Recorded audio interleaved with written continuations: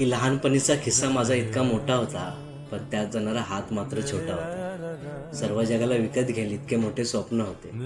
सर्व जगाला विकत घेईल इतके मोठे स्वप्न होते. प्रयत्न फक्त तात्पुरताच, कारण मित्र माझे छोटे होते. टिळा, भांग, काजळ सर्व कसं नव्याने होतं. टिळा, भांग, काजळ सर्व कसं नव्याने होतं. काढायची नजर आई तेव्हा बरं वाटायचं, तेव्हा कुठे दव्याने होतं. रुपयाचा सिक्का तेव्हा हात झाकून द्यायचा. रुपयाचा सिक्का तेव्हा हात झाकून द्यायचा. 2 साध्या चॉकलेटांखाली हात लपून जायचा. ना ठसन होते कोणाशी, ना कोणते व्यसन होते. ना ठसन होते कोणाशी, ना कोणते व्यसन होते. छोट्याशा करामतीवर फक्त वडिलांचे भाषण होते. पदराखाली लपवायची आई तेव्हा कुठे सुखरूप वाटायचं. पदराखाली लपवायची आई तेव्हा कुठे सुखरूप वाटायचं.